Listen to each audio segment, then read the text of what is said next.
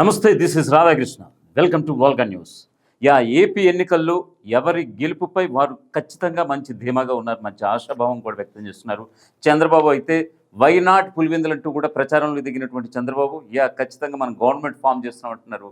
మరొక వైపు జగన్ విషయానికి వస్తే కనుక వై నాట్ కుప్పం అంటూ కూడా వై నాట్ 175 అనడం కూడా ఇందులో ఒక ఆయన యొక్క విజయ రహస్యానికి ఒక చిహ్నంగా మనం చెప్పక తప్పదన్నట్టున్నారు రాజకీయ విశ్లేషకులు.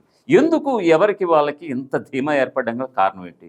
దీన్ని కనుక మనం ఖచ్చితంగా అనలైజ్ చేసుకుంటే, కాస్త విశ్లేషించుకుంటే కనుక ఖచ్చితంగా ఎవరి పాయింట్స్ అయితే వాళ్ళకు ఉన్నాయి. ఇటు చంద్రబాబుకి జగన్కు ఉన్న మైనస్ పాయింట్స్ ఇక్కడ చంద్రబాబు ప్లస్ కాబోతున్నాయా? మరోవైపు చంద్రబాబుకు ఉన్నటువంటి మైనస్ పాయింట్స్ ఇక్కడ ఖచ్చితంగా జగన్కి ప్లస్ కాబోతున్నాయి అనేది మనం ఓవరాల్గా పరిశీలించదగ్గ విషయం. ఇప్పుడు చంద్రబాబుకు కలిసి వచ్చే అంశాల మీద మనం చూద్దాం. ప్రస్తుతం అక్కడ ఉద్యోగులు ప్రభుత్వం మీద ఎందుకు వ్యతిరేకంగా ఉన్నారు? ఉద్యోగులు అయితే ప్రభుత్వం మీద వ్యతిరేకంగా ఉన్నారు. గతంలో కూడా ఆయన క్యాబినెట్లో కూడా ఒక నిర్ణయం తీసుకోవడం జరిగింది. మళ్ళీ వాళ్ళు టీచర్స్ ఉపాధ్యాయుల సంఘం వాళ్ళు కూడా వీళ్ళంతా, ఎందుకంటే ఎలక్షన్ టైంలో ఉద్యోగులు అవసరం లేదంటూ కూడా క్యాబినెట్లో పెట్టడం, వాట్ ఎవర్ ఇవన్నీ పక్కన పెడితే కనుక సిపిఎస్ రద్దు అంటూ కూడా ఆ రోజు యాత్రకు వెళ్ళినటువంటి ప్రజల్లోకి యాత్ర పేరుతో, ప్రజా సంకల్ప యాత్ర పేరుతో వెళ్ళినటువంటి జగన్ ఉద్యోగస్తులకు ఒక హామీ ఇచ్చారు. ఏమిటా హామీ? సిపిఎస్, నేను అధికారంలోకి వచ్చిన తర్వాత సిపిఎస్ రద్దు చేస్తాను అనే హామీ. సో ఆ హామీ అనేది జగన్ ప్రభుత్వం అమలు చేసిందానంటే గనక అమలు చేయలేదు, సరికదా. జీపీఎస్ అంటూ అక్కడ ఉన్నటువంటి వైఎస్ఆర్సీపీ ప్రభుత్వానికి ఉద్యోగ సంఘాల్లో కూడా రెండు వర్గాలు ఉంటాయి. ఇటు ప్రభుత్వ వర్గం, ఇటు ఆటోమేటిక్గా ప్రతిపక్ష వర్గానికి సంబంధించిన వాళ్ళు కూడా ఉంటారు. సో వాళ్ళకి సంబంధించి వెంకటరామరెడ్డి కావచ్చు, వైఎస్ఆర్సీపీ సంబంధించినటువంటి ప్రభుత్వానికి సంబంధించినటువంటి ఒక ఉద్యోగ సంఘ నాయకులుగా ఆయన ఉన్నారు. ఆయన పైన కూడా వ్యతిరేకత ఉంది ఉద్యోగ సంఘాల్లో కూడా. సో ఇదంతా కూడా ఎంటైర్ పరిణామాలన్నీ కూడా సజ్జల రామకృష్ణారెడ్డి వెనకుండి నడిపించారు. ఈ సిపిఎస్ రద్దు కాకుండా జీపీఎస్ అనేది తీసుకురావడం వలన అనేది ప్రధానంగా ప్రభుత్వం మీద వస్తున్నటువంటి ఉద్యోగులు చేస్తున్నటువంటి ఆరోపణ. సో ఖచ్చితంగా ఉద్యోగస్తులే, ప్రభుత్వ ఉద్యోగులే కాదు, ఎంటైర్ వాళ్ళ యొక్క కుటుంబాలు కూడా ఈరోజు జగన్ ప్రభుత్వానికి యాంటీ అవ్వబోతోంది. ఖచ్చితంగా వాళ్ళ ఓట్ బ్యాంక్ అయితే ఈసారి జగన్ ప్రభుత్వానికి పడే అవకాశం లేదు అన్నది ప్రధానంగా వినిపిస్తున్నటువంటి మాట. సో సిపిఎస్ రద్దు అంటూ కూడా, జీపీఎస్ అంటూ జగన్ మోసం చేశారంటూ కూడా ఉద్యోగులు, ఉద్యోగ సంఘాల నాయకులు ఆగ్రహం వ్యక్తం చేస్తున్నటువంటి ఈ నేపథ్యంలో వారి యొక్క ఓట్ బ్యాంక్ ఖచ్చితంగా జగన్ ప్రభుత్వానికి మైనస్ కాబోతోంది. ప్రధానంగా నాకు అంటే చంద్రబాబుకి అది ప్లస్ అయ్యే అవకాశాలు ఉన్నట్లుగా అంత ధీమాగా ఉన్నారు ఆ పాయింట్లో. ఇంకా ఉద్యోగాల పేరుతో నిరుద్యోగుల్ని మోసం చేయడం, అధికారంలోకి రాగానే డిఎస్సి, మెగా డిఎస్సి మేము ప్రవేశపెడతాం, ప్రభుత్వాల్లో ఉన్నటువంటి కొలువులని భర్తీ చేస్తామంటూ కూడా జగన్ హామీ ఇచ్చారు. కానీ ఆ మేరకి జాబ్ క్యాలెండర్ రిలీజ్ చేస్తామన్నారు కూడా, కానీ ఆ మేరకి ఆ మేరకి జాబ్ క్యాలెండర్ ఏది అంటూ కూడా ఆ నిరుద్యోగులు ప్రశ్నిస్తున్నటువంటి పరిస్థితి. అలాగే డిఎస్సి విషయానికి వస్తే కనుక ఎక్కడ కూడా భర్తీ చేయలేదు.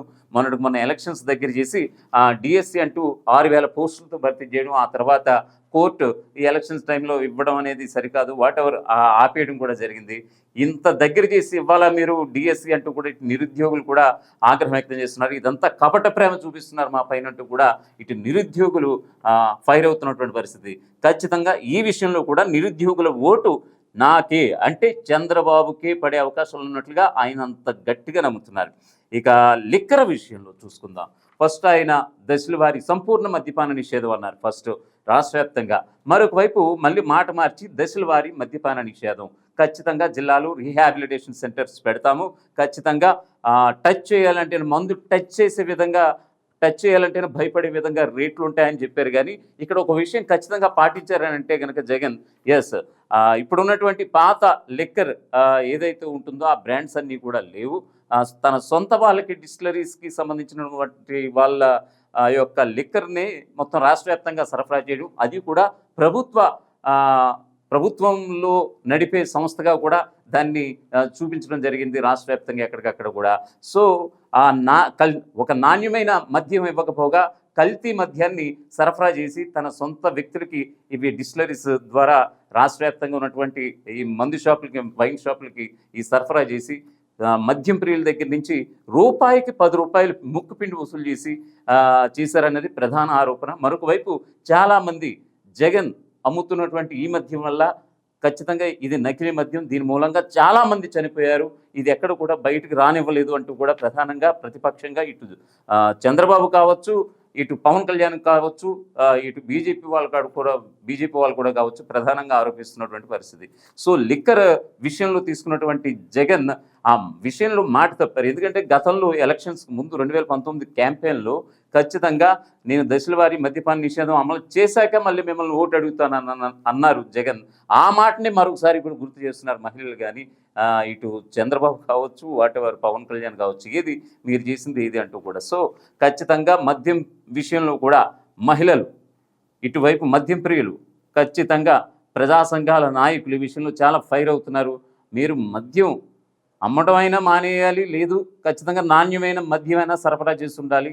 గత ప్రభుత్వంలో ఏదైతే అమ్మారో కనీసం ఇక్కడ అలా జరగలేదు. మీ యొక్క సొంత డిస్టిలరీస్కి సంబంధించిన మందునే సరఫరా చేసి ఇక్కడ రాష్ట్ర వ్యాప్తంగా చాలామంది చావులకి కారణమయ్యారంటూ కూడా జగన్పై దుమ్మెత్తు పోస్తున్నటువంటి పరిస్థితి.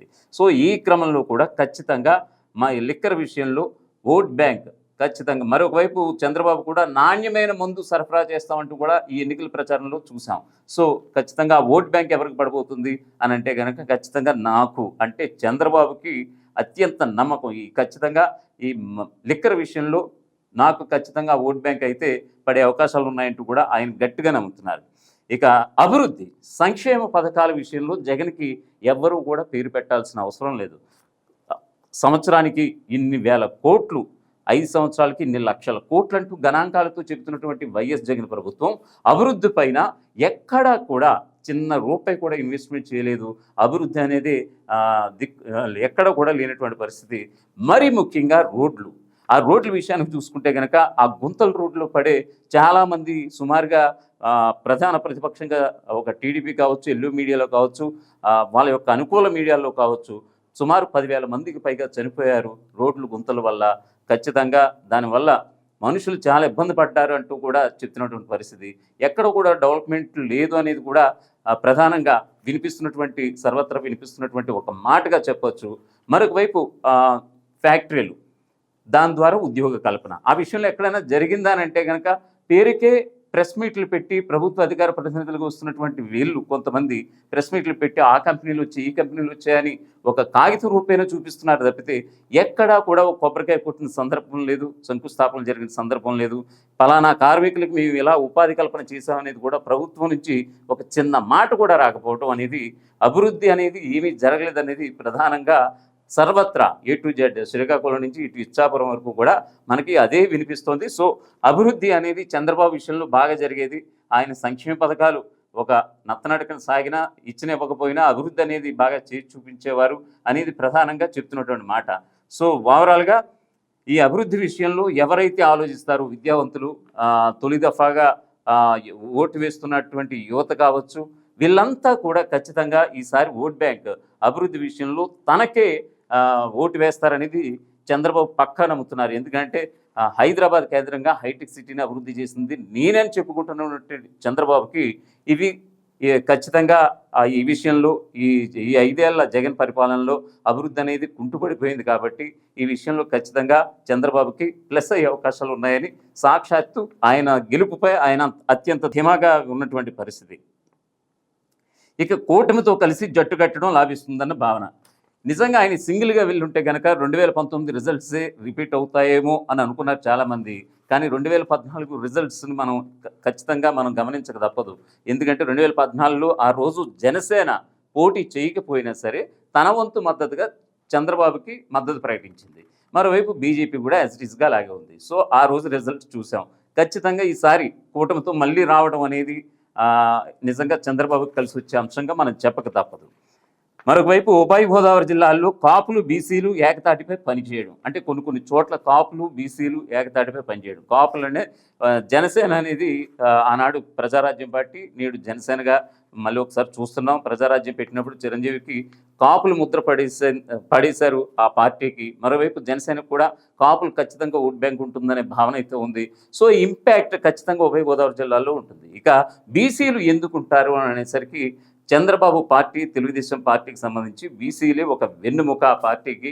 సో అటువంటి బీసీలు మళ్ళీ ఇప్పుడు ఖచ్చితంగా తమ వంతు స్వామి భక్తిని చాటుకోవడానికి సిద్ధపడ్డారు. ఆ రకంగా ఇక్కడ పోల్ మేనేజ్మెంట్లో తమ వంతు భాగం అయ్యారు అనేది కూడా సర్వత్రా వినిపిస్తున్నటువంటి మాట. సో ఈ క్రమంలో ఇటు కాపులు ఇటు బీసీలు కూటమి ఏర్పరచుకుని వెళ్ళినటువంటి సందర్భంగా ఇద్దరు కలిసి పనిచేయడం కూడా తనకు లాభిస్తుంది. చాలా నియోజకవర్గాల్లో అతను కూటమి సభ్యులు గెలవబోతున్నారనేది ప్రధానంగా వాళ్ళకున్నటువంటి ఒక ధీమా. ఇక 3 రాజధానుల నిర్ణయం తీసుకుంటే కనుక ఇటు కృష్ణా కావచ్చు, ఇటు గుంటూరులో కావచ్చు. ఆ రోజు ప్రతిపక్ష నేతగా ఉన్నటువంటి వైఎస్ జగన్మోహన్ రెడ్డి, ఆ రోజు సీఎంగా చంద్రబాబు ఉన్నారు. ఆ రోజు అమరావతి రాజధాని అని అసెంబ్లీలో ప్రకటించినప్పుడు తన వంతు మద్దతు కూడా ప్రకటించారు జగన్మోహన్ రెడ్డి. అమరావతి రాజధానిగా ఐ యాక్సెప్టెడ్ అని. సో మళ్ళీ ఆయన అధికారంలోకి వచ్చిన తర్వాత యూటర్న్ తీసుకోవడం, 3 రాజధానులు అంటూ ఆయన ప్రకటించడం, తర్వాత కోర్టులు వెళ్ళి ఇప్పుడు ఆ కేసులన్నీ ఇప్పుడు కోర్టులో జరుగుతున్నాయి. సో ఈ క్రమంలో కృష్ణా గుంటూరు జిల్లా ప్రజలు ఎందుకంటే ఖచ్చితంగా రాష్ట్ర రాజధాని కోసం తమ భూములని పణంగా పెట్టి ఇచ్చారు, 3 పంటలు పండే భూముల్ని. సో అక్కడ చాలా ఆగ్రహవేశాలు వ్యక్తమవుతున్న పరిస్థితి. మరోవైపు చంద్రబాబు హయాంలో అమరావతి రాజధానిగా అన్నప్పుడు అక్కడ చుట్టుపక్కల ప్రాంతాలు ఇవన్నీ కూడా రియల్ ఎస్టేట్ రంగంలో చాలా ఊపందుకున్నటువంటి పరిస్థితి, ఇటు కృష్ణా కానీ గుంటూరు కానీ మరి ముఖ్యంగా.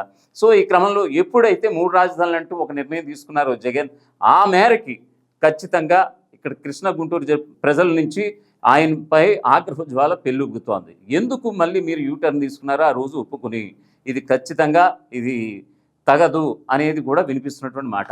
సో రాజధానుల విషయంలో అత్యంత డ్యామేజ్ జగన్కి జరిగింది. సో ఈ క్రమంలో కృష్ణా గుంటూరు విషయంలో ఖచ్చితంగా ఇటు 16 ఇటు 17 మొత్తం వెరసి 33 స్థానాలు ఉన్నాయి. ఖచ్చితంగా మెజారిటీ సీట్లు అయితే సాధిస్తామన్న ధీమా అయితే ఇక్కడ చంద్రబాబుకు ఉంది. సో ఇంకా మరి కోనసీమ జిల్లా విషయానికి వెళ్దాం. ఉమ్మడి తూర్పుగోదావరి జిల్లాలో 3 జిల్లాలు ఉంటే, అంటే కాకినాడ కేంద్రంగా కాకినాడ జిల్లా, రాజమండ్రి కేంద్రంగా తూర్పుగోదావరి జిల్లా, అమలాపురం కేంద్రంగా కోనసీమ జిల్లా. ఆ కోనసీమ జిల్లా ఆ పేరు విషయంలో అంటే తొలిత ప్రకటించేస్తే సరిపోను అని అనేవాళ్ళు చాలామంది ఉన్నారు. కానీ ఇక్కడ పుట్టపర్తి సత్యసాయి జిల్లా, ఎన్టీఆర్ కృష్ణా జిల్లా పెట్టినప్పుడు ఆ పేరు at the same time announcement చేసేసి ఉంటే సరిపోయేది.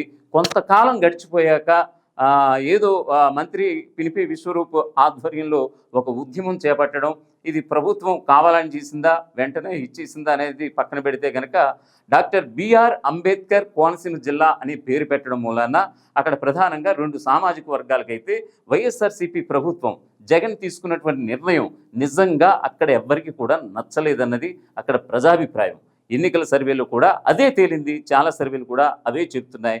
సో ఈ క్రమంలో అక్కడ బీసీ కాపులు ఇద్దరూ కలిపి ఒక సంయుక్తంగా వైఎస్ఆర్సీపీని ఓడగొట్టాలనే ప్రయత్నంలో ఉన్నారు. ఖచ్చితంగా అక్కడ మెజారిటీ సీట్లు అంటే నాట్ ఓన్లీ కోనసీమ జిల్లా, దాని ఎఫెక్ట్ అంటే జగన్ తీసుకున్నటువంటి ఏకపక్ష నిర్ణయాలకి నిజంగా అక్కడ ప్రజలైతే ఆగ్రహ జ్వాలలు పెలుగుతున్నాయి మనసుల్లోంచి. ఖచ్చితంగా వారి యొక్క ఓట్ బ్యాంక్ ఇది చంద్రబాబుకి ప్లస్ అయ్యే అవకాశాలు ఉన్నట్లుగా ఈసారి అయితే ఖచ్చితంగా ఉన్నట్లుగా కూడా చంద్రబాబు మంచి ధీమాగా ఉన్నటువంటి పరిస్థితి.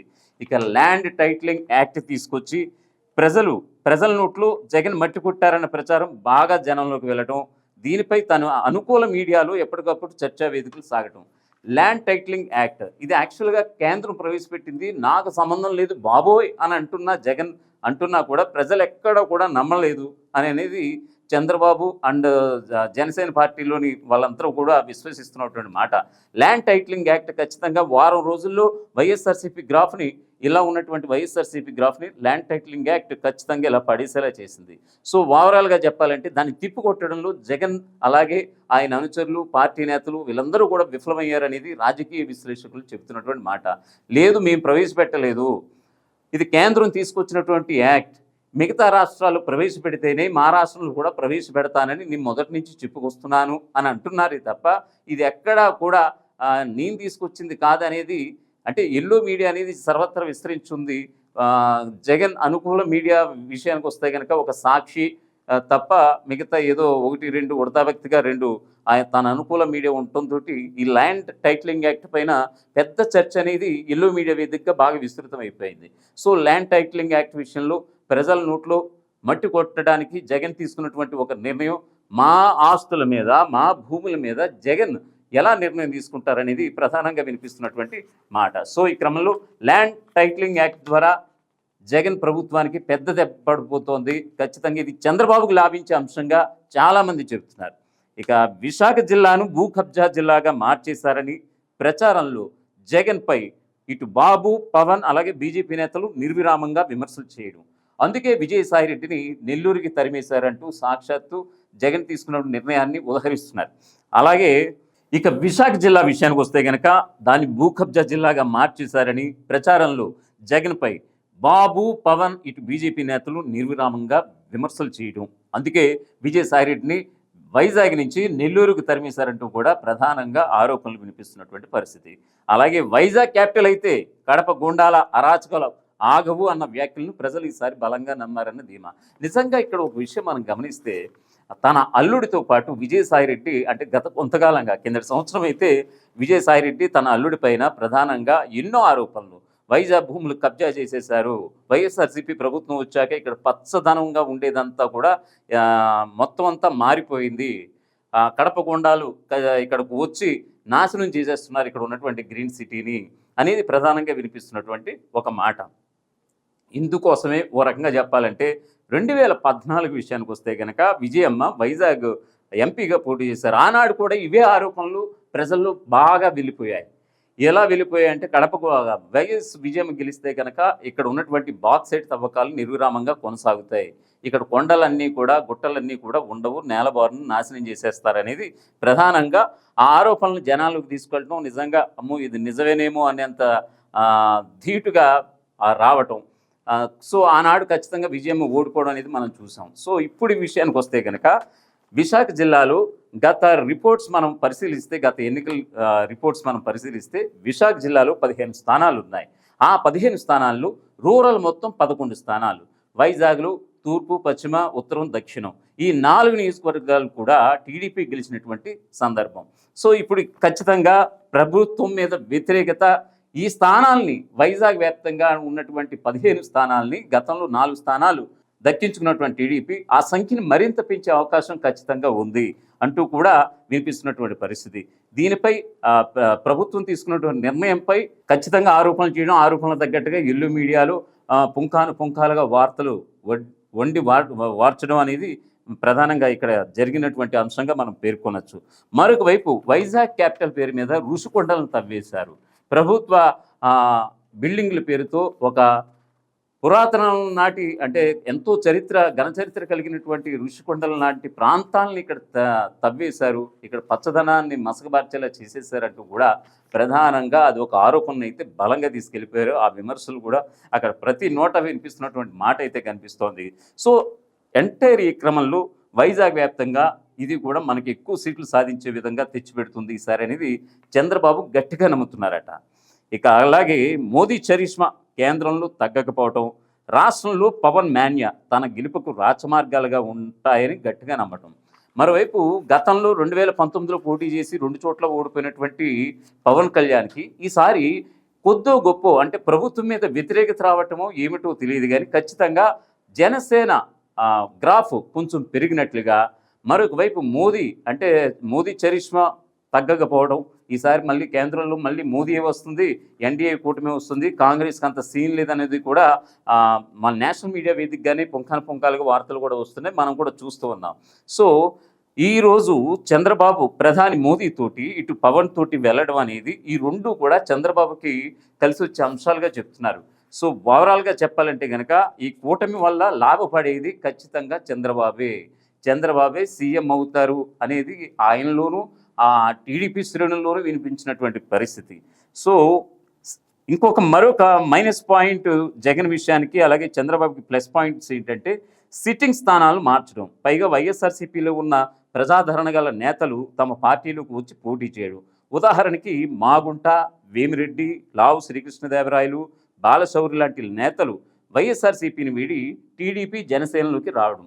నిజంగా చెప్పాలంటే మరి తన ఓటమి ఖచ్చితంగా అనుకున్నారు, లేకపోతే ఎందువల్ల వైనాట్ 175 అన్నటువంటి జగన్కి ఇన్ని స్థానాలు 60 పైగా అంటే సుమారు 64 స్థానాలు పైగా సీట్లు మార్చిన సందర్భం కూడా చూసాం. కొంతమంది ఎమ్మెల్యేలని ఎంపీలుగా మార్చారు, కొంతమంది ఎంపీలని ఎమ్మెల్యేలుగా మార్చారు, కొంతమందికి టికెట్లు కూడా ఇవ్వలేదు. సో ఈ క్రమంలో కొంతమంది అయితే పార్టీ నుంచి బయటకు వచ్చేసి నేరుగా విమర్శలు అవన్నీ కూడా ఎక్కిపెట్టినటువంటి పరిస్థితి. సో ఎవరైతే వైఎస్ఆర్సీపీ నుంచి బయటకు వచ్చి విమర్శలు చేశారో దానివల్ల లాభపడింది ఖచ్చితంగా చంద్రబాబుని చెప్పక తప్పదు. ఎందుకంటే పరోక్షంగా వాళ్ళ తిట్లు కూడా పార్టీ నుంచి బయటకు వచ్చి ఆ పార్టీ ఎమ్మెల్యేలు బయటకు వచ్చి జగన్ తిట్టడం అంటే అది పరోక్షంగా చంద్రబాబుకి ప్లస్ పాయింట్ అయినట్టే. మరొక విషయం చెప్పుకోవాలంటే కనుక పెద్ద పెద్ద బడా నేతలు ఒంగోలు వేదికగా మాగుంట శ్రీనివాసులు రెడ్డి ఆయన చాలా నియోజకవర్గాల్ని ఇంపాక్ట్ చేస్తారనేది చాలా సందర్భాల్లో రుజువైంది. అటువంటి వ్యక్తిని వదులుకోవడం ఇటు వైఎస్ఆర్సీపీకి మైనస్, మరొకవైపు చంద్రబాబుకి ప్లస్ పాయింట్.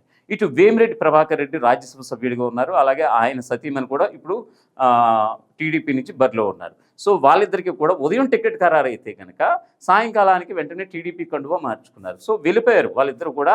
నెల్లూరు జిల్లాలో ప్రధానంగా వారి యొక్క బలం అయితే ఖచ్చితంగా ఉంటుందనేది రాజకీయ విశ్లేషకులు గ్రౌండ్ లెవెల్ నుంచి చూసొచ్చినటువంటి వ్యక్తులు చెప్తున్నటువంటి మాట. సో వాళ్ళిద్దరు మూలంగా ఇటు ఒంగోలు కావచ్చు, ఇటు నెల్లూరు కావచ్చు, వాళ్ళ ఇంపాక్ట్ గట్టిగా ఉంటుందనేది. ఇక లావు శ్రీకృష్ణదేవరాయలు నరసరావుపేట వేదికగా ఆయన యాక్చువల్గా గుంటూరు నుంచి పోటీ చేయమన్నారు జగన్. నేను గుంటూరు నుంచి పోటీ చేయను అని అంటాం. సో కష్టం ఈసారి అని చెప్తే నేను వెంటనే పార్టీకి రిజైన్ చేసేస్తాను అని నరసరావుపేట నుంచి ఎంపీగా వైఎస్ఆర్సీపీ ఎంపీగా ఉన్నటువంటి లావు శ్రీకృష్ణదేవరాయలు టీడీపీకి వచ్చేయడం అనేది టీడీపీకి ప్లస్ అయింది ఈసారి, మరొక వైపు జగన్కి మైనస్ కాబోతోంది అనేది ప్రధానంగా వినిపిస్తున్నటువంటి మాట. ఇక మచిలీపట్నం ఎంపీగా సిట్టింగ్ ఎంపీగా ఉన్నటువంటి బాలశౌరి జనసేన పార్టీలోకి వచ్చి ఈసారి పోటీ చేస్తున్నారు. బాలశౌరి ఈసారి కళ్ళు మూసుకుని ఖచ్చితంగా ఆయన గెలిచే అవకాశాలు మెండుగా ఉన్నటువంటి నేతల్లో ఆయన కూడా ఒకళ్ళు. ఇప్పుడు అటువంటి నేతలందరినీ కూడా జగన్ దూరం పెట్టారా, లేక పొగబెట్టి పొమ్మలు లేక వదిలేశారా అని అంటే కనుక ఎవరికి తెలియనటువంటి పరిస్థితి. ఎందుకు మారారు? ఇంత ప్రజాదరణ ఉన్నటువంటి వైఎస్ఆర్సీపీ నుంచి ఎందుకు వెళ్లాల్సి వచ్చింది అనేది తెర వెనుక చాలా జరిగి ఉండొచ్చు. వాట్ ఎవర్, ఇంతమంది నేతలు, ఇప్పుడు నేను చెప్పిన నేతలు మాగుంట శ్రీనివాసులు రెడ్డి, వేమిరెడ్డి ప్రభాకర్ రెడ్డి, లావు శ్రీకృష్ణదేవరాయలు కావచ్చు, బాలశౌరి కావచ్చు, ఇటువంటి ఒక ప్రజాదరణ గల నేతలు ఖచ్చితంగా 2024లో గెలిచే నేతలుగా పరిగణించబడ్డారు. వీళ్ళందరూ కూడా చాలామంది అనలిస్టులు కూడా ఖచ్చితంగా వీళ్ళు గెలుస్తారనే ఇప్పటికీ ఘంటాపథంగా చెప్తున్నారు. ఇటువంటి నేతల్ని పోగొట్టుకోవడం ఇటు వైఎస్ఆర్సీపీకి మైనస్, ఇటు జగన్కి మైనస్, ఇటు చంద్రబాబుకి ప్లస్ కాబోతుందన్నట్లుగా మనకి విశ్లేషణలో తెలుస్తున్నటువంటి మాట. అలాగే టికెట్ల విషయంలో ఆశపడి భంగపడ్డ సిట్టింగ్ వైఎస్ఆర్సీపీ ఎమ్మెల్యేలు, ఎంపీలు, ఆశావహులు వీళ్ళంతా పార్టీని వీడి బయటికి వచ్చి జగన్పై విమర్శలు చేయడం అనేది చంద్రబాబుకి ప్లస్ పాయింట్, అలాగే జగన్కి మైనస్ పాయింట్స్గా మనం చూడొచ్చు. అలాగే తాను కట్టిన ప్రజావేదికను కూల్చిన జగన్ 3 రాజధానులంటూ ఎక్కడ ఒక్కిట్టు కూడా వేయలేదంటూ జనాల్లోకి ప్రచారాన్ని బాగా తీసుకువెళ్ళటం. ఏదైతే జగన్మోహన్ రెడ్డి 2019 వేదికగా ముఖ్యమంత్రి పీఠాన్ని అధిరోహించారో ఆనాడు తీసుకుంటే గనక ప్రజావేదిక ఆ కరకట్ట దగ్గర ఉన్నటువంటి ప్రజావేదికను కూల్చివేయడం మొదలు అక్కడి నుంచి జగన్పై ఆరోపణాస్త్రాలు సంధించడం అనేది ఇటు టీడీపీ, ఎల్లో మీడియా చాలా పుంకాలుగా వార్తలు వండి మనం చూస్తూ ఉన్నాం. ఈ విషయాన్ని ఓకే, ప్రజావేదికను కూల్చేశారు, అమరావతి రాజధాని వద్దన్నారు. ఈ 3 రాజధానుల నిర్ణయం మేరకు కనీసం ఎక్కడైనా ఒక ఇటుకైనా కట్టారా, ఎక్కడైనా ఒక ప్రభుత్వ కార్యాలయాన్నైనా మీరు కట్టగలిగారంటూ కూడా చాలామందికి అవేర్నెస్ ప్రోగ్రామ్ అనేది తీసుకొచ్చారు. ఇటు టీడీపీ వాళ్ళు కావచ్చు, విశ్లేషణ రూపంలో మార్నింగ్ డిబేట్స్ కావచ్చు, నైట్ డిబేట్స్ కావచ్చు, ఇటు ఎల్లో మీడియా కూడా జనాల్ని చాలా బాగా అవేర్నెస్, అవగాహన కల్పించేలా చేయడంతో ఖచ్చితంగా జగన్ ఏం చేశాడు ఈ రాష్ట్రానికి అనేది వాళ్ళు చూపించడం అనేది ఈసారి చంద్రబాబుకి ప్లస్ కాబోతోంది, జగన్కి అత్యంత మైనస్ కాబోతోంది. జగన్ చర్యలతో ఈసారి గంపగుత్తగా కమ్మ సామాజిక వర్గం ఓట్లు పడతాయని గట్టిగా నమ్మడం. ఎందుకు ప్రతి పార్టీలోనూ రెడ్లు ఉంటారు, కాపులు ఉంటారు, కమ్మ వాళ్ళు ఉంటారు, కానీ ఎందుకో ఈసారి కమ్మ ఓటు బ్యాంక్, వైఎస్ఆర్సీపీలో ఉన్నటువంటి కమ్మ ఓటు బ్యాంక్ ఎందుకు దూరమైంది? ఒకవైపు ప్రభుత్వం మీద వ్యతిరేకత ఉండటం, మరోవైపు అమరావతి రాజధాని ఉంచకపోవడం. ఎందుకంటే ఆయన ప్రధానంగా మనకి బయటకు వచ్చినటువంటి కొన్ని వార్తలు ఏంటంటే అమరావతి రాజధాని పేరుతో కమ్మ సామాజిక వర్గానికి మేలు చేసేలా ఇక్కడ రాజధాని ఏర్పాటు చేశారు చంద్రబాబు. ఆయన సామాజిక వర్గాన్ని మరింత అధిక ధనికులుగా చేయడమే చంద్రబాబు యొక్క లక్ష్యం అంటూ కూడా ఒక వార్తలు అయితే ఇటు సాక్షి నుంచి కావచ్చు, ఇతరత్ర జగన్ అనుకూల మీడియాల నుంచి బాగా వచ్చినటువంటి పరిణామం. సో ఓవరాల్గా చూస్తే ఇక్కడ ఈ విషయంలో అయితే మిగతా పార్టీల్లో ఉన్నటువంటి కమ్మ సామాజిక వర్గ నేతలు ఈసారి ఖచ్చితంగా సైలెంట్ ఓటింగ్ అయితే పడే అవకాశాలు ఉన్నాయి. పార్టీలోనే ఉంటారు, కానీ కమ్మ సామాజిక వర్గం ఓట్లు అయితే ఖచ్చితంగా ఈసారి చంద్రబాబుకి పడే అవకాశం ఉంది. మన కమ్మ సామాజిక వర్గం నేత మన చంద్రబాబు అనుకుంటూ ఖచ్చితంగా ఈసారి సైకిల్ గుర్తుకి గుద్దేస్తారు అనేది పరోక్షంగా విశ్లేషకుల నుంచి వినిపిస్తున్నటువంటి మాట. అలాగే సూపర్ 6 అంటూ పథకాలు పెట్టడం తన గెలుపునకు మార్గాలుగా ధీమాగా వ్యక్తం చేస్తున్నారు బాబు. నిజంగా గతంలో 2019 వరకు మేనిఫెస్టోలు ఒక ఎత్తు, 2019 జగన్మోహన్ రెడ్డి వచ్చాక మేనిఫెస్టోలు ఒక ఎత్తు కింద ఉన్నాయి. ఇప్పటి వరకు జగన్ సంక్షేమ పథకాలు 99.99% మేము అమలు పరిచామని చెప్తున్నారు జగన్మోహన్ రెడ్డి. సో అంత ధీమాగా ఉన్నటువంటి జగన్మోహన్ రెడ్డి సంక్షేమ పథకాలు ఆధారంగానే వెళ్ళబోతున్నారు అనే ధీమా అయితే ఉంది. ఇది వేరే విషయం. సో ఇప్పుడు చంద్రబాబుకి గతంలో అమ్మఒడి ఏదైతే జగన్ ఏదైతే అమ్మఒడి అమలుపరిచారో దాన్ని ఇప్పుడు మళ్ళీ మేము అధికారంలోకి వస్తే ఆ పథకాన్ని ఎక్కడ కూడా మేము రద్దు చేయం, దానికి మరింత మెరుగులు దిద్ది ఎక్కువ అమౌంట్ ఇచ్చేలా చేస్తాం, మెగా డిఎస్సిపై తొలి సంతకం చేస్తామంటూ కూడా ఒక 6 పథకాల మీద ఒక 6 పథకాలను తీసుకొచ్చి సూపర్ 6 అనే పేరుతో ఒక 6 పథకాలను తీసుకొచ్చి జనాల్లోకి వెళ్ళడం, ఇది ఖచ్చితంగా ఇది కలిసి వచ్చే అంశంగా కూడా చెప్తున్నారు. ఎందుకంటే ఇప్పుడు పోటీలో ఉన్నది చంద్రబాబు ఒక్కళ్ళే కాదు, చంద్రబాబు చెబుతున్నది కాదు, ఇది ఉమ్మడి మేనిఫెస్టో. ఒకవైపు జనసేన, మరొక వైపు బీజేపీ, వీళ్ళిద్దరితో పాటు ఈరోజు చంద్రబాబు సూపర్ 6 అనే ఒక మేనిఫెస్టోతో వచ్చారు. ఖచ్చితంగా జనాలు నమ్ముతున్నారు ఈ మేనిఫెస్టోని, ఖచ్చితంగా చేస్తారు. ఎందుకంటే జగన్ చేశాడు కదా, ఖచ్చితంగా ఏం చేస్తాడు. ఎందుకంటే 2029లో కూడా గట్టెక్కాలంటే ఖచ్చితంగా ఈ దఫా చేసి తీరుతాడనేది ఖచ్చితంగా ప్రజల్లో గట్టిగా వినిపిస్తున్నటువంటి ఒక నమ్మకంగా అయితే ఉందట. ఇది ఖచ్చితంగా చంద్రబాబుకు లాభించే అంశంగా చెబుతున్నారు. ఇక వైఎస్ఆర్ కుటుంబం విషయానికి వస్తే కనుక వైఎస్ వివేక హత్యానంతరం చోటు చేసుకున్నటువంటి పరిణామాలు, మరీ ముఖ్యంగా సిబిఐ ఎంక్వైరీలు దిగటం, వైఎస్ అవినాష్ రెడ్డిని ఇందులో ఒక కీలక వ్యక్తిగా ఉండటం. సో అటువంటి కీలక వ్యక్తిగా ఉన్నటువంటి వ్యక్తికి వైఎస్ జగన్మోహన్ రెడ్డి చిన్నపిల్లాడు, ఇతనికి ఏమీ తెలియదు అంటూ కూడా ఈ మధ్య ఆయన కడప ఎంపీగా టికెట్ ఇచ్చి మరి ఆయన ప్రోత్సహించిన తీరుతో ఇటు కడప కర్నూలు జిల్లాలో చాలా వ్యతిరేకత ఉందని కూడా వినిపిస్తోంది. సో ఈ క్రమంలో ఎవరైతే ఈ హత్యకు కుట్ర పన్నారు అనే ఆరోపణలు ఎదుర్కొంటున్నారో అటువంటి అవినాష్ రెడ్డిని ఖచ్చితంగా ఆయన వెంటేసుకుని తిరగడం జగన్కి అతిపెద్ద మైనస్గా చెప్తున్నారు.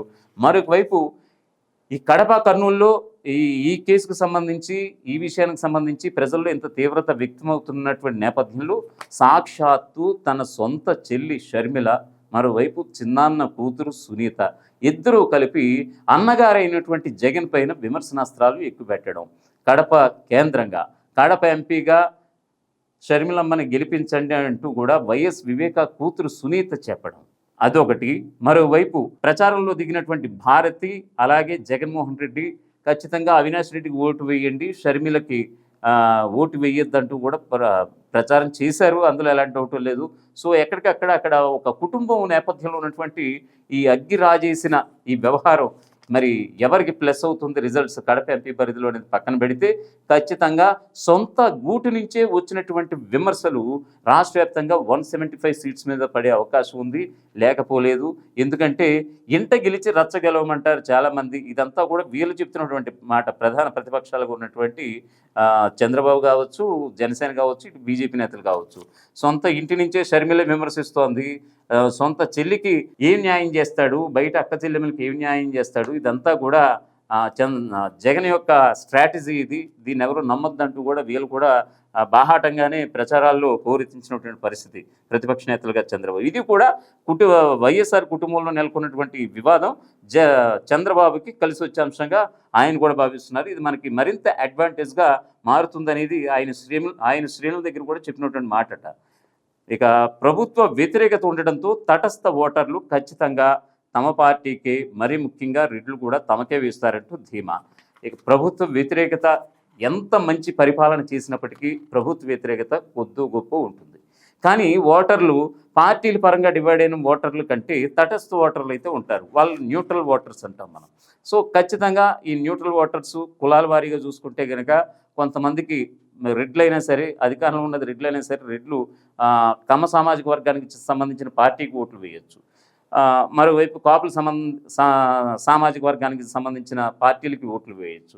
సో ఈ క్రమంలో తటస్థ ఓటర్లు ప్రభుత్వ వ్యతిరేకత ఎక్కువగా ఉంది కాబట్టి ఈ ఓట్ బ్యాంక్ ఖచ్చితంగా ప్రభుత్వ వ్యతిరేకత ఉంది కాబట్టి ఇది మా ప్రభుత్వానికి అంటే చంద్రబాబు ప్రభుత్వానికి ఖచ్చితంగా పడబోతుంది.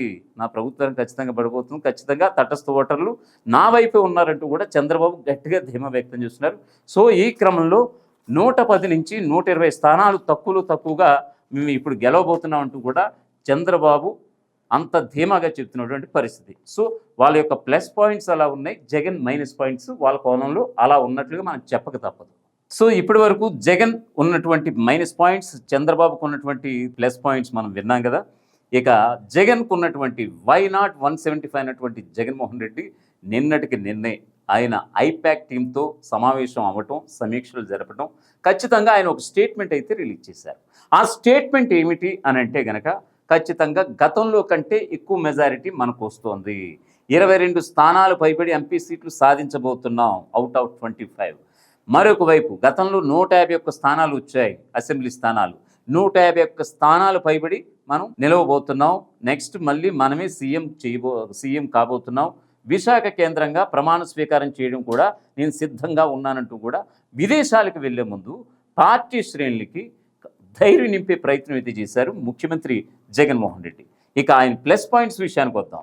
ఎందుకు ఇంతలాగా ఆయనలో ఉన్నటువంటి ప్లస్ పాయింట్స్, ఆయనకు ఉన్నటువంటి ధీమా ఏమిటి, ఎందుకు ఆయన ఇంతలా ధీమాగా ఉన్నారు, ఏమిటి ఆయన వైపు ఉన్నటువంటి ప్లస్ పాయింట్స్, అలాగే చంద్రబాబుకు ఉన్నటువంటి మైనస్ పాయింట్స్ ఏంటి, ఇవి రెండు బేరేజ్ వేసుకుంటే కనుక ట్రస్ట్, ట్రూత్, ట్రావెల్ ఈ ఒక్క నినాదంతోనే డే 1 నుంచి కూడా ఆయన ప్రజల్లోకి వెళ్ళడం అనేది జరిగింది. నమ్మకం, నిజం, ప్రయాణం ఈ 3 స్లోగన్స్తో ఆయన వెళ్ళడం నిజంగా కనుక మనకి ఆశ్చర్యం కలిగించక మానదు. ఎందుకంటే ఖచ్చితంగా సంక్షేమ పథకాల రూపంలో కొన్ని లక్షల కోట్ల రూపాయలు ప్రజల చెంతకు చేరవేసినటువంటి సందర్భం. నిజంగా ప్రధాని మోదీ ప్రతి ఒక్క పేదవాడి ఖాతాల్లో 15 లక్షలు ఎంతో అన్నారు నల్లధనాన్ని వెలికితీసి. ఆ మాటలు ఒట్టి మాటలే కానీ ఇక్కడ మాత్రం జగన్ ఇక్కడ ప్రభుత్వ ఖజానా కావచ్చు వాట్ ఎవర్ సంక్షేమ పథకాల రూపంలో జనాలకు చేరవేసినటువంటి సందర్భం అయితే ఇక్కడ కొనియాడక మానదు. అలాగే సంక్షేమ పథకాలను పార్టీలకు అతీతంగా పంచామన్న ధీమా.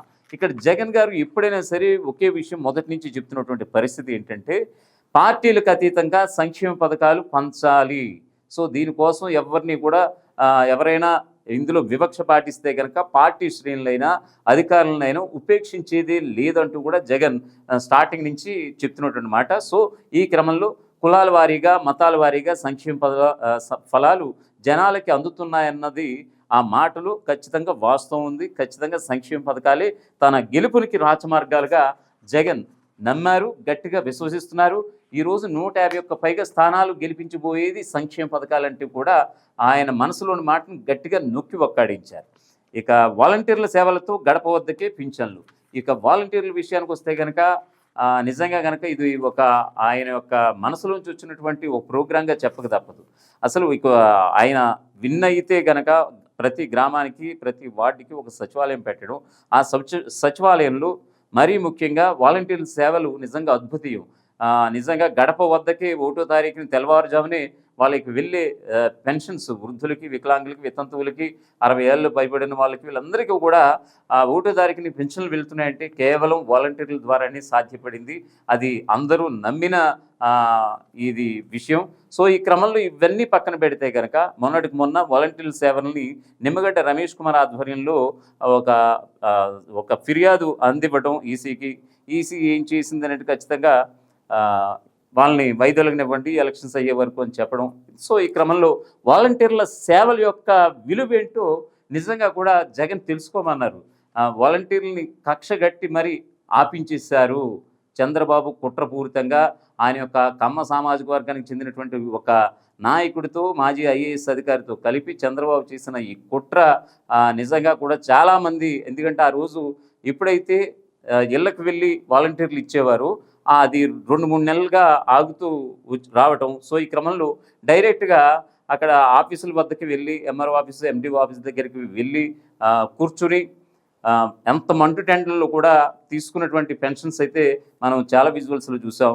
సో ఈ క్రమంలో సుమారుగా 13 నుంచి ఒక 17 మంది వరకు పెన్షన్ల కోసం వెయిట్ చేసి చనిపోయారన్నట్టుగా కూడా మనకి గణాంకాలు అయితే చెప్తున్నాయి. సో ఈ పాపం అంతా కూడా చంద్రబాబు హత్యలుగా ఇటు జగన్ కూడా పేర్కొన్నారు.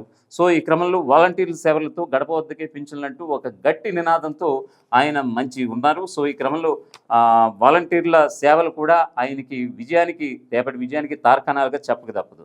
ఇక ఎన్నికల టైంలో వాలంటీర్ల సేవలను ఆపించి ప్రజల ప్రాణాలు బలి తీసుకున్నారంటూ చంద్రబాబును ఎప్పటికప్పుడు దుమ్మెత్తిపోసారు జగన్. మనం ఆల్రెడీ చెప్పుకున్నాం. ఇక మరీ ముఖ్యంగా ఇక్కడ కమ్మ, కాపు, వైశ్యాసు, రెడ్డులు, బ్రాహ్మణులు వీళ్ళందరినీ పక్కన పెడితే మొదటి నుంచి డే 1 నుంచి నా ఎస్సీ, నా ఎస్టీ, నా బీసీ, నా మైనారిటీ సోదరులంటూ కూడా తొలి నుంచి అంటున్న విధంగానే వారికి పథకాల రూపేణా కావచ్చు, అలాగే ప్రభుత్వంలో భాగస్వాములు చేసే విధంగా కావచ్చు, ఈ రెండు కూడా ఖచ్చితంగా తనకి కలిసి వచ్చే అంశాలుగా రాజకీయ విశ్లేషకులు కూడా చెప్తున్నారు. మేబీ అది కూడా తనని యొక్క గెలుపుకి ఇది ఒక అత్యంత పిల్లర్గా ఉండబోతోంది. అది నినాదంతో తీసుకున్నటువంటి ఏవైతే ప్రభుత్వ పరంగా కొన్ని చర్యలు ఉన్నాయో అనేది ప్రధానంగా వినిపిస్తున్నటువంటి మాట. అలాగే బీజేపీతో చంద్రబాబు పొత్తు పెట్టుకోవడంతో మైనార్టీ ఓట్ బ్యాంక్ ప్రధానంగా ఇక్కడ చెప్పుకోవాలంటే ముస్లిమ్స్ అయితే బీజేపీకి వెయ్యరు. సో ఇక్కడ బీజేపీతో చంద్రబాబు పొత్తు పెట్టుకోవడం ఇది ఒక పెద్ద అడ్వాంటేజ్గా ఇటు జగన్ భావిస్తున్నారట. మరీ ముఖ్యంగా ముస్లిం ఓట్ బ్యాంక్ అయితే ఖచ్చితంగా పడే అవకాశాలు లేవు కూటమికి. మరోవైపు మైనార్టీలు కూడా బీజేపీకి వ్యతిరేకంగానే ఉన్నారు. సో ఈ క్రమంలో ఇటు మైనార్టీలకు సంబంధించి ముస్లిమ్స్, క్రిస్టియన్స్ ఖచ్చితంగా ఈసారి మనకే ఓటు వేస్తారంటూ కూడా ఇటు జగన్ అయితే అంత ధీమాగా ఉన్నట్లుగా తెలుస్తోంది. ఇక ఉత్తరాంధ్రలో ఎన్నో ఏళ్ల సమస్యకు పరిష్కారం చూపారు జగన్. ఉద్దానం కిడ్నీ సమస్యకు 700 కోట్లతో వైఎస్ఆర్ సుజలధార ప్రాజెక్టును ప్రారంభించడం, అలాగే 85 కోట్లతో 200 పడకల kidney research and super speciality hospital నిర్మించడం ప్లస్ పాయింట్స్ జగన్కి. దీనివల్ల శ్రీకాకుళం కావచ్చు, విజయనగరంలో కావచ్చు వైఎస్ఆర్సీపీకి ఒక ఫిగర్ అయితే వచ్చే అవకాశాలు అయితే ఉన్నాయి. 2 జిల్లాలకి సంబంధించి ఇటు శ్రీకాకుళం 10, విజయనగరంలో 9 కావచ్చు. ఓవరాల్గా చెప్పాలంటే ఉత్తరాంధ్ర విషయానికి వచ్చేసరికి ఉద్దానం కిడ్నీ ప్రాంతంగా ముద్రపడిపోయినటువంటి ఉద్దానానికి ఇప్పటి వరకు చేసింది ఎవరూ లేదు. కానీ జగన్ ఖచ్చితంగా 700 కోట్లతో అక్కడ మంచినీరు సరఫరా చేసే విధంగా వైఎస్ఆర్ సుజలధార అనే ప్రాజెక్టును తీసుకొచ్చారు. ఇది ఖచ్చితంగా శ్రీకాకుళం జిల్లా వ్యాప్తంగా ఆయన మంచి పేరు గడించుకున్నారు. అదొక పథకాన్ని పెట్టి, అలాగే 85 కోట్లతో kidney research and super speciality hospital కూడా నిర్మించి సుమారుగా అక్కడ ఉన్న వాళ్ళందరికీ బ్లడ్ టెస్ట్లు అవి చేయించడం, వాళ్ళు ఉన్నటువంటి ఏదైతే ఆరోగ్యకరమైనటువంటి లోపాలను గుర్తించడం, ఆ విధంగా హాస్పిటల్లో 200 పడకల హాస్పిటల్లో మా వైద్య రంగానికి సంబంధించి స్టాఫ్ను కూడా రిక్రూట్ చేసాడు. ఇప్పుడు ఆల్రెడీ ఒక బెటర్ ట్రీట్మెంట్స్, ఆల్రెడీ ఆరోగ్యపరంగా ఉన్నటువంటి ఒక వాతావరణం అయితే అక్కడ కనిపిస్తోంది. సో ఈ క్రమంలో వైఎస్ జగన్మోహన్ రెడ్డి చారిత్రాత్మకంగా తీసుకున్నటువంటి ఒక నిర్ణయం, ఉద్దానం కిడ్నీ బాధితుల తరపున తీసుకున్నటువంటి నిర్ణయం, అది 2 జిల్లాలను అయితే ఖచ్చితంగా ఇంపాక్ట్ చేస్తుంది.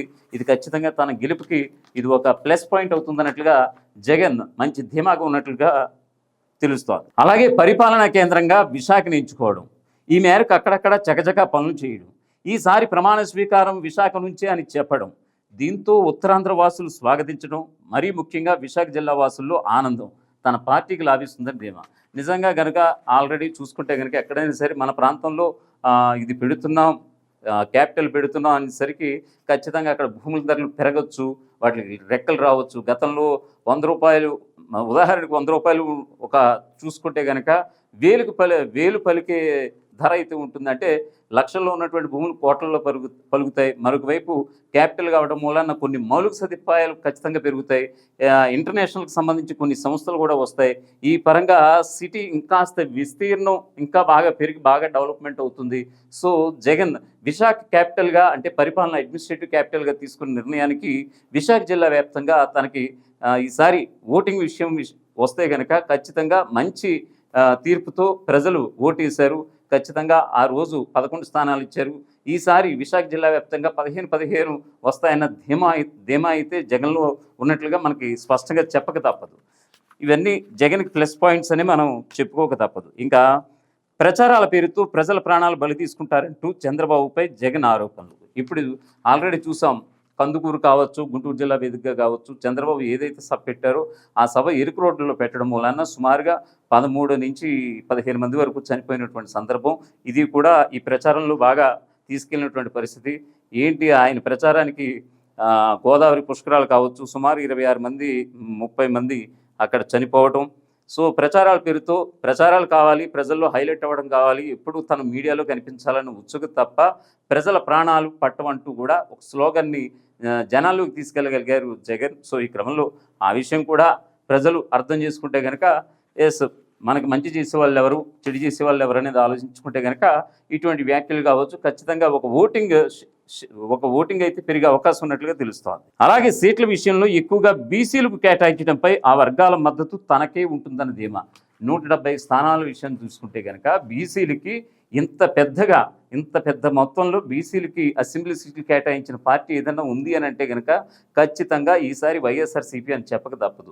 ఎందుకంటే బీసీల వెన్నెముక పార్టీ ఏదైనా ఉందని అంటే కనుక అది టక్కున టీడీపీ అని అంటారు మన చంద్రబాబు. అలా గతంలో ఒక ఉండేది బీసీల పార్టీ ఏదనంటే కనుక చంద్రబాబు తెలుగుదేశం పార్టీ అనేది ఖచ్చితంగా ఉండేది. సో ఆ రిమార్క్ని పోగొట్టడానికి బీసీలకు సంబంధించి ఒక సీట్లు కేటాయించడం అనేది ఇక్కడ ప్రముఖంగా వినిపించినటువంటి మాట. ఇక రాజమండ్రి ఎంపీ విషయంలో కావచ్చు, నరసాపురం విషయంలో కావచ్చు, ఏలూరు విషయంలో కావచ్చు, అక్కడ కొంతమంది ఎంపీలని ఇంప్లిమెంట్ చేసిన విధానాన్ని బట్టి చూస్తుంటే ఒక బీసీల కార్డుతో ఈసారి వైఎస్ఆర్సీపీ ప్రభుత్వం ముందుకు వెళ్ళిందా అని అంటే కనుక ఖచ్చితంగా వెళ్ళిందని చెప్పక తప్పదు. ఎందుకంటే ఆ సీట్లు కేటాయించారు అలాగా. సో ఈ క్రమంలో బీసీల ఓట్ బ్యాంక్ ఖచ్చితంగా తనకే పడుతుందన్న ధీమా, అత్యంత విశ్వాసం జగన్లో ఉంది. ఇక ఎస్సీ ఎస్టీ ఓట్ బ్యాంక్ తన నుంచి వెళ్ళదని గట్టిగా నమ్మకం. ఇక ఎస్సీ ఎస్టీ ఓట్ బ్యాంక్ అంటే ఇంకా ఆల్రెడీ వైఎస్ఆర్సీపీ ప్రభుత్వం అంటేనే ఒక ఎస్సీ ఎస్టీలకి మా పక్షపాతి ప్రభుత్వం, ఎస్సీ ఎస్టీల పక్షపాతి ప్రభుత్వంగా ముద్రపడిపోయి ఉంది. సో వాళ్ళు ఇంకెక్కడికి వెళ్ళరు, వాళ్ళ ఓట్ బ్యాంక్ ఖచ్చితంగా జగన్కి ఉంటుందనేది సాక్షాత్తు అంటే అందరూ నమ్మే విషయాన్నే ఇప్పుడు తెర మీదకి తీసుకొచ్చే అంశం తప్ప ఇంకేమీ లేదు. ఇక సీట్ల కేటాయింపుల్లో కావచ్చు, నామినేటెడ్ పోస్టుల్లో కావచ్చు, మహిళలకు అధిక ప్రాధాన్యం ఇవ్వడంతో మహిళల ఓటు బ్యాంకుకు ఢోకా ఉండదని నమ్మకం. ఇక సీట్ల కేటాయింపుల్లో కావచ్చు, నామినేటెడ్ పోస్టుల్లో కావచ్చు, మహిళలు కూడా ఒక సమ ప్రాధాన్యత అయితే ఉండాలి అని ఆలోచించినటువంటి జగన్ మహిళలకి అత్యంత పెద్దపీట వేసి కూర్చోబెట్టినటువంటి పరిస్థితి ఈ 5 ఏళ్లలో చూసాం. మరొకవైపు ఈ సీట్ల విషయంలో కావచ్చు, రేపటి రోజున కూడా మీ మహిళలకు పెద్దపీట వేస్తామంటూ కూడా ప్రచారంలో ఆయన చెప్పిన సందర్భాన్ని కూడా మనం గుర్తు చేసుకోవచ్చు. సో మహిళల ఓట్ బ్యాంక్ ఈసారి ఖచ్చితంగా మహిళా పక్షపాత ప్రభుత్వంగా మనం చెప్పక తప్పదు. ఎన్నో నేరాలకు సంబంధించి అడ్డుకట్ట వేసేలా మహిళలపై హత్యాయత్నాలు కావచ్చు, రేప్ అటెంప్ట్స్ కావచ్చు, ఇవన్నీ కూడా అరికట్టడం విషయంలో ఒక దిశ అని ఒక యాప్ని తీసుకొచ్చి, దిశ పోలీస్ స్టేషన్ తీసుకొచ్చి ఒక వ్యవస్థనే క్రియేట్ చేశారు ముఖ్యమంత్రి జగన్మోహన్ రెడ్డి. నిజంగా కూడా ఇది మిగతా రాష్ట్రాల్లో కూడా ఆదర్శప్రాయంగా తీసుకున్నటువంటి సందర్భం. ఈ దిశ యాప్కి సంబంధించి పోలీస్ స్టేషన్లు కావచ్చు, ఇవి కావచ్చు, మహిళల పట్ల జగన్ తీసుకున్నటువంటి చర్య ఒక సోదరుడు ఒక చెల్లికి తీసుకున్నటువంటి చర్యగా చాలామంది అభివర్ణించారు. సో ఈ క్రమంలో అది మహిళలకి నుంచి ఒక ప్రధానంగా వచ్చే ఓట్ బ్యాంక్గా కూడా ఆయన విశ్వసిస్తున్నారు. ఇక ఆర్టీసీని ప్రభుత్వంలో విలీనం చేసి వారందరినీ ప్రభుత్వ ఉద్యోగులుగా మార్చడంతో వారి కుటుంబాల మద్దతు తనకే ఉంటుందని ధీమా. ఆర్టీసీని చూసాం, వాళ్ళకి యాక్చువల్గా అడగలేదు ఆర్టీసీ ఉద్యోగులందరూ మా ఉద్యోగుల్ని ప్రభుత్వ ఉద్యోగులుగా మార్చండి అని. కానీ ఇచ్చిన మేనిఫెస్టోలో చెప్పిన హామీల కంటే ఇవ్వని హామీలు ఏవైతే ఉన్నాయో ఇవి కూడా నెరవేర్చిన దాంట్లో ఆర్టీసీని ప్రభుత్వంలో విలీనం చేయడం. ఇక్కడ కేవలం ఉద్యోగస్తులు ఒక్కళ్ళే కాదు ఆర్టీసీ ఉద్యోగులు. ఎందుకంటే ఎంటైర్ ఆ కుటుంబ సభ్యులందరూ కూడా ఆ వ్యక్తి మీద ఆధారపడి ఉంటారు కాబట్టి ఆ కుటుంబ సభ్యుల ఓట్లన్నీ కూడా ఖచ్చితంగా గంపగుత్తగా వైఎస్ఆర్సీపీకే పడతాయనేది జగన్ గట్టి నమ్మకం. సో ఆర్టీసీ ఉద్యోగుల విషయంలో కూడా జగన్ ఒక మంచి నిర్ణయం తీసుకున్నారని చెప్పాలి. అలాగే వాలంటీర్ల పేరుతో నిరుద్యోగులను పాలనలో భాగస్వాములు చేయడంతో వారి కుటుంబాల నుంచి కూడా గట్టిగా మద్దతు ఉంటుందని నమ్మకం. ఇక వాలంటీర్ల విషయానికి వస్తే కనుక ఒక నిరుద్యోగులు ఎవరైతే ఉన్నారో వాళ్ళకి 5,000 రూపాయల చొప్పున గౌరవ వేతనం ఇచ్చి నెలవారీ పెన్షన్లు పంపిణీ చేయడం, ప్రభుత్వ సంక్షేమ పథకాల విషయంలో ప్రజలకి ప్రతి 50 ఏళ్లకి ఒక వాలంటీర్ని నియమించడం అనేది మనం చూసాం కదా.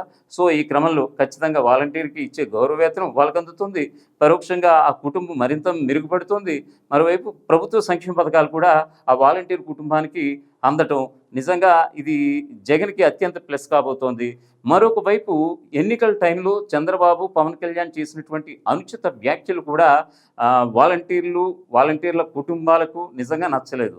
ఒక రేపిస్టుల కింద, ఒక శాడిస్టుల కింద, ఒక మర్డర్ చేసే వ్యక్తుల కింద క్రియేట్ చేయడం అనేది ఇటు పవన్ చెప్పడం, చంద్రబాబు దానికి మద్దతు పలకడం, మళ్ళీ వాళ్ళ మాట మార్చుకుని చంద్రబాబు చెప్పారనుకోండి, సుమారుగా మేము వాలంటీర్ వ్యవస్థను కొనసాగిస్తాం, 10,000 వాళ్ళకి ఇస్తామని చెప్పారు. కానీ అది ఎంతవరకు జనాలు నమ్ముతారనేది తర్వాత విషయం. ఓవరాల్‌గా చూసుకుంటే గనక ఖచ్చితంగా వాలంటీర్ల కుటుంబ సభ్యులు జగన్ పక్షాన్నే ఉంటారన్నది ఆయనతో పాటు వైఎస్ఆర్‌సీపీ శ్రేణులు కూడా ధీమాగా ఉన్నటువంటి పరిస్థితి. సో, ఖచ్చితంగా ఆ యొక్క కుటుంబాల ఓట్లు కూడా ఖచ్చితంగా పడక తప్పదనేది వారి మాట.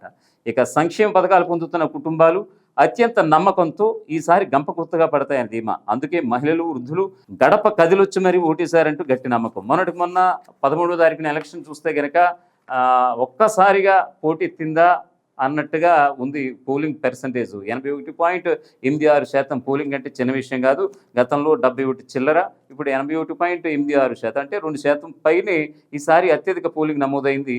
ఇది ఖచ్చితంగా మా పాలన నచ్చి మా యొక్క సంక్షేమ పథకాలు ఎక్కడ పోతాయో, చంద్రబాబు ప్రభుత్వం వస్తే ఎక్కడ కొనసాగించరు అన్న భయంతోనే ఖచ్చితంగా మాకు ఓటు వేశారు. కదిలొచ్చి మరి వృద్ధులు కావచ్చు, వికలాంగులు కావచ్చు, మహిళలు కావచ్చు, వాటెవర్ వీళ్ళంతా కూడా కలిసి వచ్చి ఓటింగ్లో పాల్గొనడం నిజంగా కూడా మాకు ఎంతో గర్వకారణంగా ఉంది.